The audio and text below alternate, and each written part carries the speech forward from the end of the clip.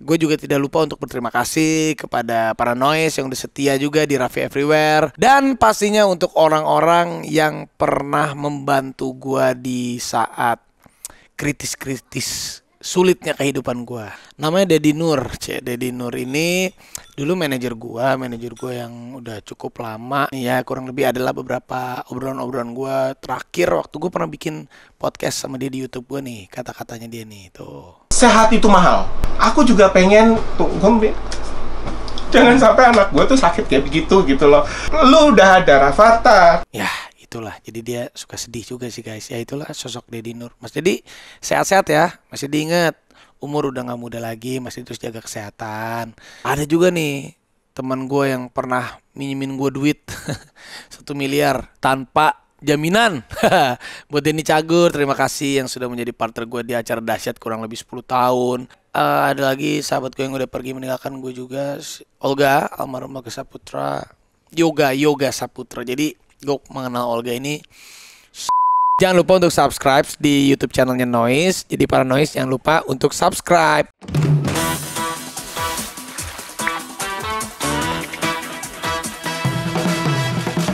Selamat datang di Raffi Everywhere. Ngerasain hidup jadi Raffi Ahmad.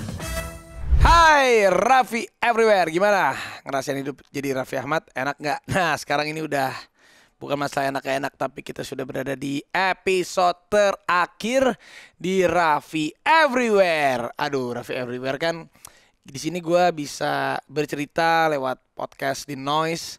Gimana enaknya jadi Raffi Ahmad, jadi temennya Raffi Ahmad, jadi orang terdekatnya Raffi Ahmad. Cerita-cerita tentang hidup gue dari zaman gue berjuang, sebelum menikah, awal-awal menikah, dan sekarang sampai berada di titik seperti ini. Tapi gue juga tidak lupa untuk berterima kasih kepada para noise yang udah setia juga di Raffi Everywhere. Dan pastinya untuk orang-orang yang pernah membantu gue di saat kritis-kritis sulitnya kehidupan gue. Tapi jangan khawatir, karena di tahun 2023 nanti ada kejutan dari Nagita Slavina dan Rans Family yang mengisi di Noise untuk para Noise. Yeay!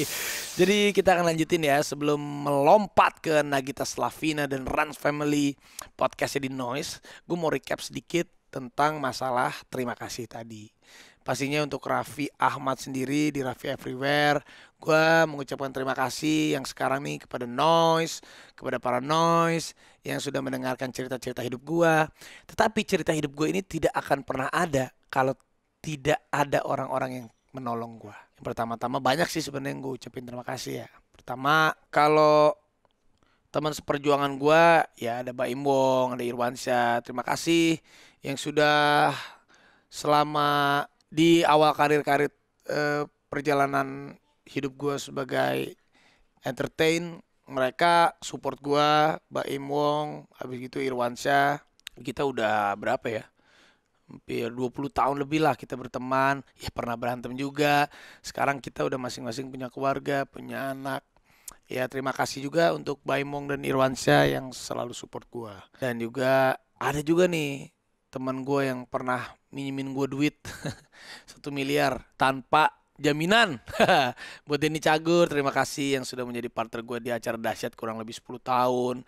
Terima kasih buat Dencak yang sekarang juga dia udah jadi salah satu pelawak sukses dalam rumah tangganya, sukses dalam karirnya, sukses dalam grupnya. Grupnya udah bubar ya Cagur, tapi sukses dalam individualismenya. Dan juga buat ini Cagur, mudah-mudahan selalu bisa menjadi panutan sebagai ya dia usianya lebih dari Baim Wong dari Irwansyah ya, udah 45 tahun, gue beda 10 tahun sama dia. Sama Baim Wong tuh beda hampir 6 tahun, sama Irwansyah tuh beda hampir 3 tahun. Jadi kalau flashback dikit tentang Baim Wong itu, gue kenal sama dia waktu pertama kali gue syuting sinetron. Jadi pertama kali banget gue syuting sinetron itu judulnya Tunjuk Satu Bintang. Gue syuting di Bogor. Si Baim tuh pertama kali juga dia main sinetron. Jadi gue dibayar 500.000, dia dibayar 750.000. Kita naik bis dari Jakarta ke Bogor. Ya kadang honor kita habis sampai nginep cari hotel yang gue inget banget tuh ada Hotel Ramayana sama Hotel Permata. Tuh Hotel Permata 80.000. Gue PT-PT tuh masih bayar tuh 40.000. Di Hotel Ramayana tuh 55.000 bro. 55.000 dari itu tahun berapa ya? Tahun 2001 ya, 2001 2002. Dan kita setiap kali itu dapat duit transport syuting tuh 10.000. Kan berdua lumayan tuh 20.000. Kadang juga kalau kalau syuting sampai malam kan kita harus nginep di hotel ya. Nginepnya caranya di hotel-hotel tersebut. Kadang apalagi yang ngumpulin uang transport. Kadang bis itu aja kita suka pernah naik bis dari Jakarta ke Bogor ya. Tapi yang gua nggak habis pikirnya sampai sekarang kita berada di salah satu tempat terbaik di dunia entertain dengan posisinya kita masing-masing. Jadi ya buat Baim tuh kenal cukup lama lah, udah seperti kakak gue sendiri. Dulu kan bokap gue juga sebelum meninggal tuh nitipin gue ke si Baim, terus Baim juga gue kenal baik juga sama keluarganya, sama bapaknya juga, sama almarhumah ibunya juga, sama kakak-kakaknya juga berapa gue kenal. Jadi waktu itu Baim itu salah satu yang gue apa ya, gue hargain juga lah, karena Baim itu dari keluarga yang cukup berada juga, tapi waktu itu masih muda, dia pernah melakukan kesalahan lah. Maklum lah, namanya juga anak-anak muda lah, mungkin keluar malam atau sesuatu hal yang menghilangkan kepercayaan bapaknya. Jadi dia di situ menunjukkan bahwa dia itu bisa berdiri sendiri tanpa embel-embel bapaknya lah. Akhirnya sekarang dia bisa tunjukin bahwa dia orang yang sukses, punya keluarga juga, alhamdulillah. Dia udah punya anak 2 juga, sama kayak gue lagi, anaknya dua-duanya laki-laki. Rafathar, Rayanza, anak gue, anaknya Baim Paula, Kiano dan Kenzo. Jadi itu gue kenal sama Baim tuh cukup panjang perjalanannya. Dah, kalau sama Irwansyah juga setelah gue kenal sama Baim tuh, sama Irwan tuh orang artis kedua lah yang akhirnya dekat sampai sekarang. Jadi waktu abis gue sinetron yang tunjuk satu bintang sama Baim, pindahlah gue ke sinetron judulnya Senandung Masa Puber. Nah di situ gue dapat pertama kali peran utama. Nah di situ gue ketemu sama Irwansyah. Irwansyah cerita jadi musuh gue. Tapi sebelum gue syuting peran utama itu, gue sering banget casting iklan. Jadi setiap kali gue casting iklan, kalau ada Irwansyah gue males, pasti dia melulu yang dapat. Zaman dulu gue nggak tahu kali dia senyumnya terlalu lebih neneng atau lebih gimana, tapi dia melulu yang dapat. Akhirnya gue berteman lah, bersahabat sama dia sampai sekarang. Jadi buat Irwansyah juga yang akhirnya alhamdulillah dengan ikhtiarnya dia setelah kurang lebih 10 tahun menikah sama Zaskia, dan baru 10 tahun ini dikaruniai anak yang namanya Ukasya. Ya alhamdulillah gue sama Baim tuh pernah berantem juga. Waktu itu kita pernah buka restoran klub di Bali, pernah ribut tuh masalah duit. Cuman ya udah, akhirnya gue mau Baim dulu lah kalau bisnis yang kira-kira nggak usah gitu, karena dulu pernah berantem masalah duit. Kalau sama Irwan ya gitu aja sih, maksudnya ya namanya juga temenan ya. Kadang kalau emang lagi sibuk apa ya, kadang suka menjauhnya bukan karena ini ya, karena memang lagi nggak ini aja. Cuman sekarang kan udah sama-sama berkeluarga. Kalau berkeluarga ya udah nggak kayak dulu. Kalau dulu kan kita main gitu, sekarang ya udah tahu porsinya masing-masing lah. Oke, buat Denny Cagur juga, ini salah satu yang waktu itu nolongin gua, pinjem duit gua 700 sampai 1 miliar tanpa jaminan. Waktu itu gua ya baru-baru keluar dari BNN waktu itu ya, mungkin kan gua merangkak lagi lah, ada masalah ya cicilan-cicilan yang harus ini lagi. Sedangkan kan gua waktu itu kan 4 bulan 5 bulan nggak kerja. Jadi gue pinjem duit waktu itu. Waktu itu sih lumayan, teman-teman gue yang kaya-kaya sih kalau ditanya, bro kapan bro ininya bro dibalikinnya, atau bro berapa ini bro kalau nggak apa bro, nanti gue bantuin bro pakai perusahaan gue tapi ada bunganya ya. Tapi kalau masih Den itu enggak, waktu itu bro Den gue kayaknya pak terus ini juga ada duit nggak pak, sebulan lah gue ganti lah.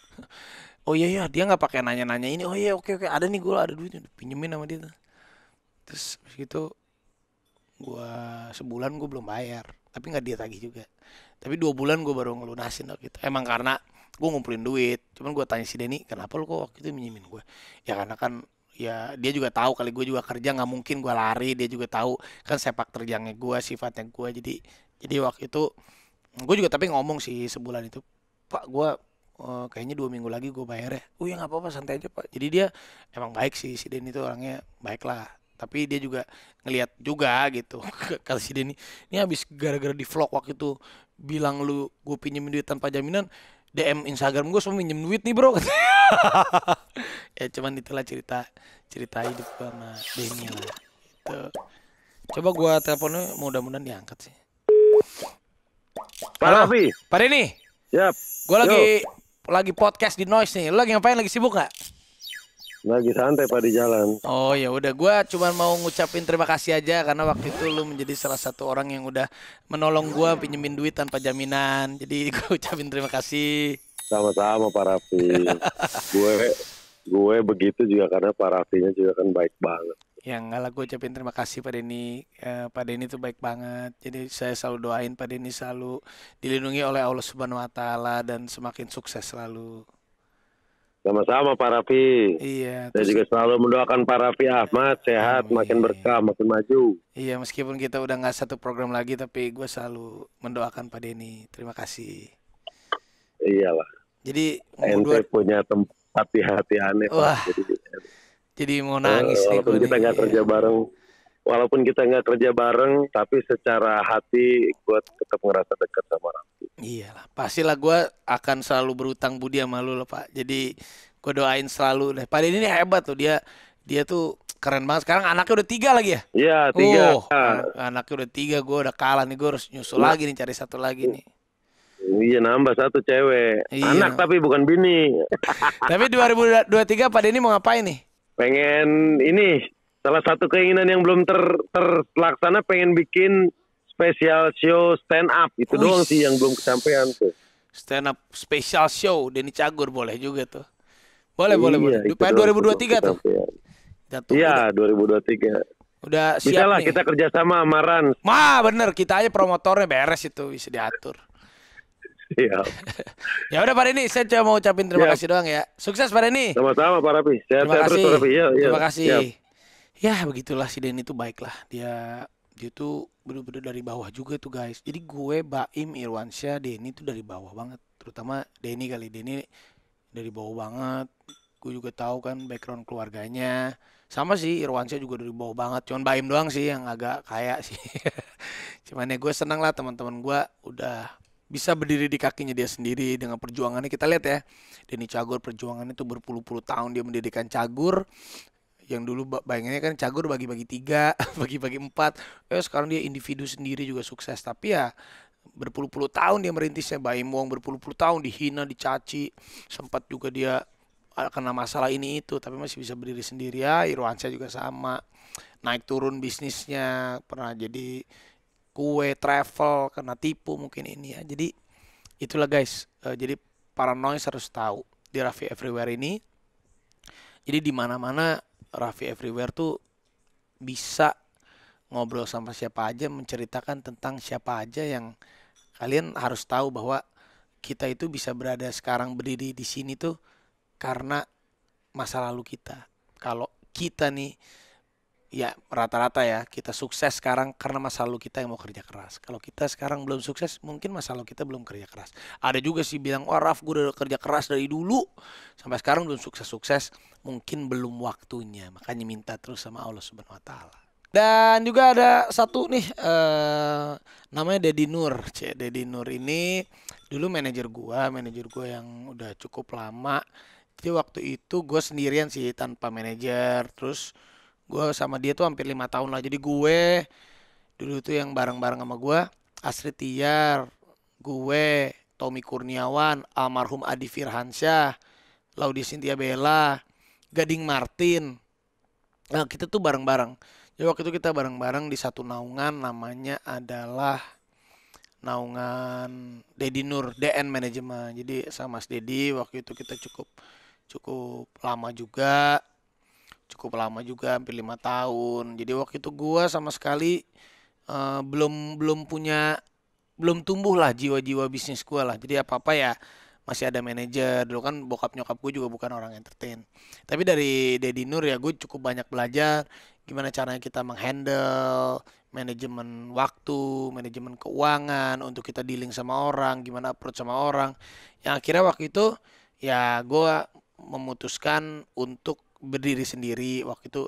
Ya mungkin karena udah apa ya wajar aja sih, sebuah manajemen kan kadang kalau masa kita udah habis gitu, masa kontraknya atau masa apanya, ada pilihan untuk lanjut atau enggak. Waktu itu gue mencoba untuk jalan sendiri dan akhirnya gue tanpa manajer. Jadi di situ adalah kali pertama gue memanajeri diri gue sendiri. Ternyata yang gue dapatkan adalah apa yang kita mau itu pasti yang tahu terbaik adalah diri kita sendiri. Contohnya, kalau kita punya manajer, gue juga sangat menghargai kok jasa para manajer yang tahu bagaimana memprotek kita. Tapi saat kita sudah bisa untuk memanage sendiri, gue tuh paling tahu gitu kan. Gue di polin nih, satu hari gue bisa mampu berapa syuting, 4, 5, 6, 7, 8, 9, 10.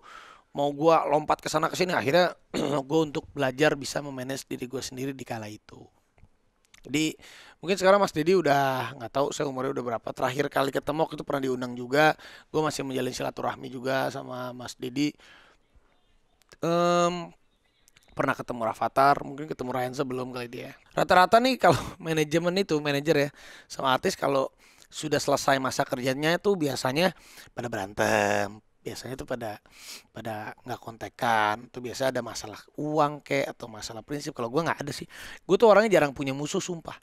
Jarang banget gue punya musuh. Jadi buat gue tuh apa ya? Ya gue juga nggak sempurna sih. Jadi kadang kalau ada orang salah itu gue anggap ya yang salahnya itu masih dalam konteks yang tidak menghina agama kita, yang tidak menghina orang tua kita. Maksudnya kalau hanya berbeda selisih pendapat ataupun masalah uang yang selisipan yang bukannya menipu ya itu ya kadang aja yang nipu aja ya udahlah kadang gue juga suka berpikir ya ini kalau kita ditipu duitnya gede banget berarti kita juga yang goblok kali ya kita introspeksi juga kali berarti kita terlalu bodoh juga kita bisa dibohongin segitu jadi kadang ya udahlah yang paling enak itu kalau kita sudah bisa memaafkan dan mengikhlaskan siapapun orang itu. Nih ya kurang lebih adalah beberapa obrolan-obrolan gue terakhir waktu gue pernah bikin podcast sama dia di YouTube gue nih kata-katanya dia nih tuh. Sehat itu mahal. Aku juga pengen jangan sampai anak gue tuh sakit kayak begitu gitu loh. Lu udah ada Rafathar. Ya itulah jadi dia suka sedih juga sih guys. Ya itulah sosok Dedi Nur. Mas Dedi sehat-sehat ya. Masih diingat umur udah gak muda lagi. Masih terus jaga kesehatan. Salam untuk keluarga semuanya. Karena Mas Dedi tuh ya dibilang dia single fighter lah. Ya tapi Dedi Nur itu baik lah dia udah seperti kakak. Dia bisa multifungsi ya. Bisa jadi bapak, bisa jadi kakak, bisa jadi ibu waktu itu. Karena kan gue keluarganya nggak ada. Jadi ya teman kalau gue sama dia ya benar-benar sebatas pekerjaan. Tapi dia juga menjaga seperti adik dan kakak sih. Jadi abis Dedi Nur tuh ada lagi ya pasti kayak sosok Teh Meli Guslow. Jadi bayangin waktu itu ya. Gue ketemu sama Teh Meli Guslow itu umur gue masih 16 tahun kurang lebih ya 16 tahun 15 ke 16 kah atau 16 ke 17 pokoknya round di situ lah ya. Oke sekarang gue akan coba telepon Teh Meli Guslow. Halo. Halo Teh, lagi apa? Lagi di Tokyo? Halo. Lagi di Tokyo. Gila ngapain nih? Liburan. Oh lagi liburan sekeluarga? Liburan.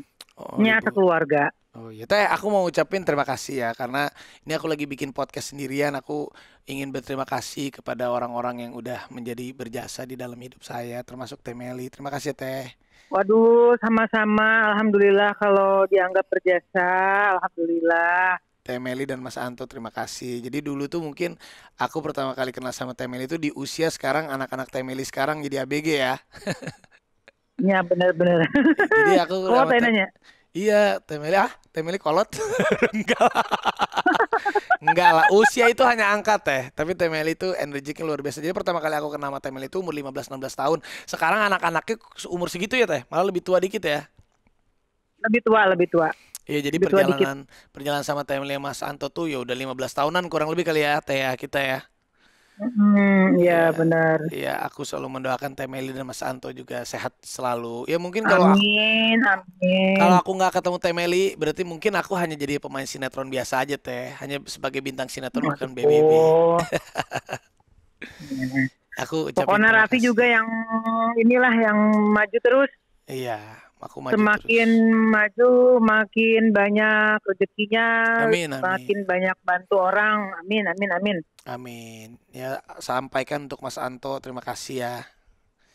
Ya, Pokoknya ya siap. jadi konser tahun depan jadilah ya tahun 2023 insya Allah. Amin. Ya tuh kudu. Pokoknya to the max. Itu the best. Ya Teh, pokoknya terima kasih Teh Meli ya. Ya, amin. Nuhun ya Pinya. Iya, sama-sama. Nuhun. Terima kasih ya Teh. Selamat liburan. Ya, Dadah. ya. Dia lagi di dalam studio tadi keluar dulu katanya kasihan lagi. Ya itu Teh Meli juga. Jadi perjalanan aku sama Teh Meli itu Temeli mungkin tahu lah gimana aku sama cewek-cewek, bohongin cewek ini, cewek itu. Setiap kali ada cewek tuh, dulu ada yang muda sampai yang ibu-ibu aku bawa ke Bintaro ketemu Temeli.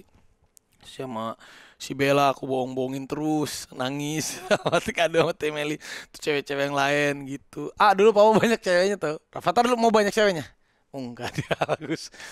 Nah dia itulah kurang lebih. Jadi sama Temeli itu termasuk yang dia tahu lah tentang perjalanan muda-mudanya gua lah dulu, suka dugem-dugem gitu ya kan. Kita dulu tuh sama lah, aku mungkin saya angkatan tuh.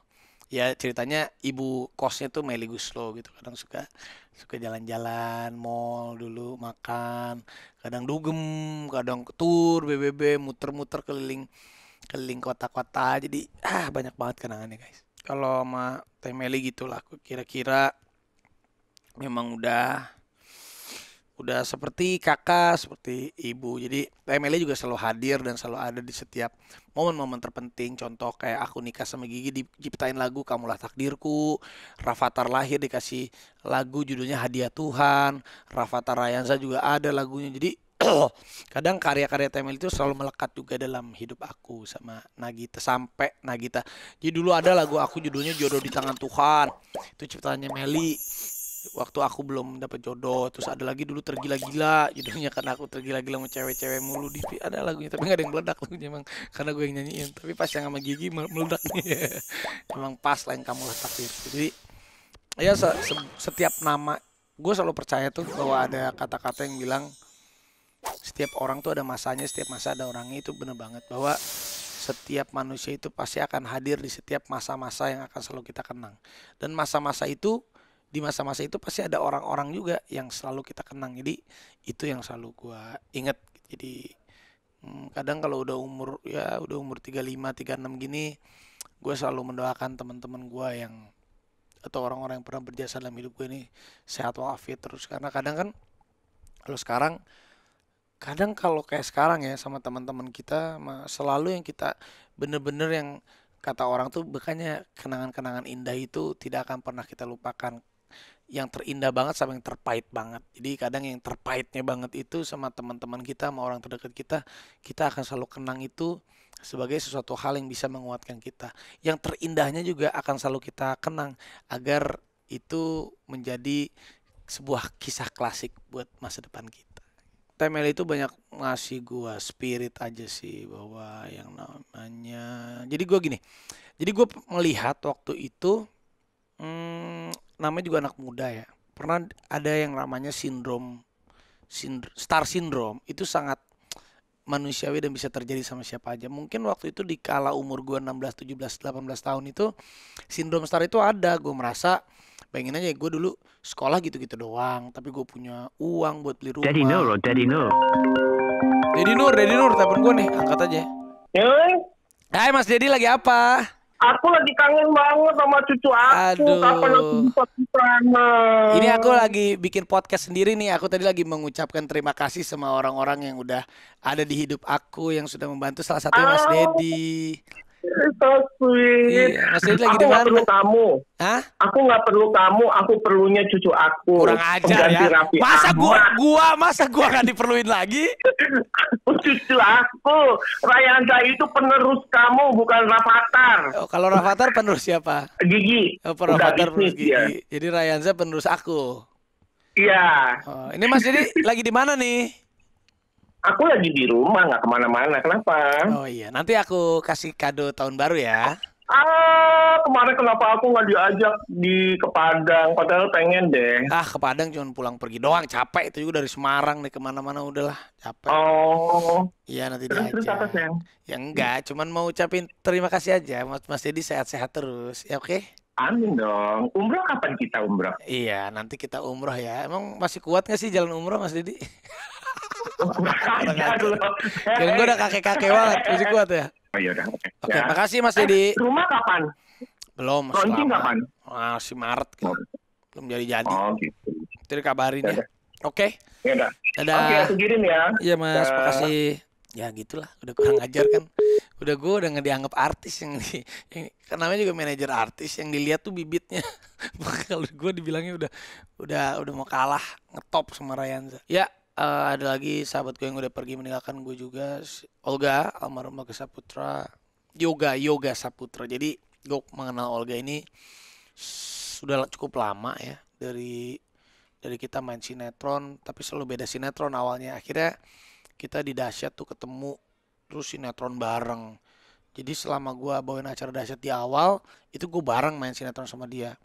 Dulu itu Dahsyat itu setiap hari. Jadi gue pertama kali gue kerja bareng setiap hari. Kalau dulu kan main sinetron itu kadang kan tayangnya seminggu sekali. Kadang gue ikut stripping tuh dulu jarang gue ngambil sinetron stripping. Waktu dulu masih zamannya weekly. Pas Dahsyat itu tiap hari.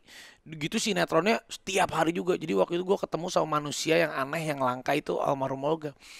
Situ gue ketemu sama dia tuh di Dahsyat tiap hari. Sinetron juga sama Baim Cilik ketemu lagi sama dia. Jadi gue kurang lebih dari tahun 2009 sampai Olga meninggal itu tiap hari ketemu. Gue belajar banyak sama dia tuh gimana spontanitas kita dalam action di dalam situasi live. Yang gue sama Olga tuh selalu saling mengisi lah. Gue kadang kan tipe yang baca skrip, kalau Olga yang nggak baca skrip. Jadi udah ntar lu jagain gue, kata Olga, kata almarhum, kalau udah kemana-mana lu yang tarik gue lagi. Oke, sama halnya dengan gue juga, gak, gue nggak akan lucu nih, udah tenang aja. Jadi gue sama Olga tuh selalu pede di setiap on air, di setiap off air. Gue nggak tahu Olga itu punya satu magic yang dimana kalau dia muncul, misalnya nih ada 10 bintang ngumpul nih di dalam satu frame, tapi saat dia sendiri muncul semua tertuju sama Olga Saputra. Jadi gue cukup dekat sama dia, tapi bukan yang setiap hari. Jadi dekatnya tuh lucu sama dia. Kita nih klop banget dalam pekerjaan, dan kita udah sama-sama nggak pernah gue berantem sama dia atau tersinggung sama dia itu mungkin Olga bisa tersinggung sama orang lain, mungkin dia bisa menyinggung ke orang lain gitu kalau suka bercanda di atas panggung. Tapi gue itu ya seumur hidup tuh gue nggak pernah kesinggung loh sama dia loh. Ya dia juga insya Allah nggak pernah kesinggung sama gue. Jadi selama kita mau off air, mau on air, mau main sinetron bareng, cetukan-cetukannya gue sama dia tuh kadang nggak ada gitu. Ya kadang kan ada orang yang suka nyebut, dasar lu lembek lu kayak cewek. Kalau orang yang ada deket-deket banget, Olga bisa kesinggung. Cuman kalau sama gue nih, gue bisa kata-katain dia apa, dia bisa kata-katain gue. Yang awal yang dia bilang, dasar nih kedemenan janda, kan dia duluan tuh. Tapi kan orang jadi ketawa. Jadi gue sama dia udah bener-bener kalau dalam hal pekerjaan itu chemistry-nya udah nyatu banget. Ya gue akhirnya ketemu Ruben, ketemu Denny Cagur. Jadi setelah Olga meninggal itu, jadi gue itu selama Olga masih hidup, bayangin ya, gue semua pekerjaannya sama dia. Di Dahsyat sama dia, di Facebooker sama dia, acara sahur sama dia, acara buka sama dia, acara kuis siang sama dia, acara kuis malam sama dia, main sinetron sama dia dulu. Dan setelah Olga meninggal tuh gue kayak akhirnya baru tuh, ya sekarang sama Ruben, sama ada Denny Cagur, terus ketemu siapa, akhirnya gue sekarang bisa lompat ke mana-mana, bisa nyambung sama siapa-siapa gitu. Dulunya gue kurang pede, udahlah gue yang penting sama si Olga aja. Dan juga dia termasuk yang nggak hitung-hitungan juga masalah duit kalau sama gue. Jadi pilu ada sama gue juga, meskipun dia ada duit, gue ada duit juga, suka aja misalnya, pilu ada duit nggak? Ada sih gak, tapi kan dulu mungkin ya honor kan kadang suka lama turunnya gitu waktu awal-awal tuh di Dahsyat awal. Pilu ada duit nggak? Belum ada. Ini pi buat lu ya, makasih gak gitu. Gue suka dikasih sama dia, tiba-tiba ya bangsa-bangsa 1 juta 2 juta gitu kasih sama dia gitu. Tapi dia juga sama, pi lu kapan dong traktir gue. Jadi gue suka kangen kayak gitu, meskipun ya dia juga punya duit, gue juga punya duit, tapi kita suka kangen gitu kadang, lu belum traktir gue nih, suka gitu kadang. Dia juga, pi lu kayaknya belum pernah beliin gue ini dong pi, dia suka gitu. Padahal kayak gitu-gitunya sih yang suka kangen gitu sama dia. Kan sama dia tuh suka apa ya, unik aja lah, punya temen pasangan kerja kayak dia tuh unik banget gitu. Jadi gue juga kalau dia masih ada, ya waktu itu dia pernah bilang ke gue, lu jangan nikah dulu ya pi, katanya, tungguin gue kawin. Dalam hati gue, wah kapan lu kawin, lama banget nih kan. Tapi dia udah meninggal pas gue nikah, dia udah meninggal gitu. Jadi ya itu juga salah satu orang yang berjasa dalam karir gua. Ya gue doain dia selalu di sana dapat tempat yang terbaik. Kalau mau nggak pernah serius ngomongnya tuh, kayak serius bercanda gue sama almarhum tuh. Tapi dia suka kritis gitu. Kalau misalnya ada cewek, pi lu deket sama si ini, pi lu jangan lah sama dia lah, udah yang itu mah hepan aja, hepan dia bilang gitu. Kenapa sih gak? Udah lah gue tahu dia, lu hepan aja, hepan, jadi bos serius ya hepan. iya oke gitu. Cuman gitu doang, tapi gue nggak pernah tahu tuh honor dia berapa, dia nggak pernah tahu honor gue berapa, kita nggak pernah nanya-nanya hal yang sensitif gitu, nggak pernah kayak, ya gue juga tahu misalnya dia dekat sama siapa gue, tapi gue nggak pernah ikut campur sama kayak dia.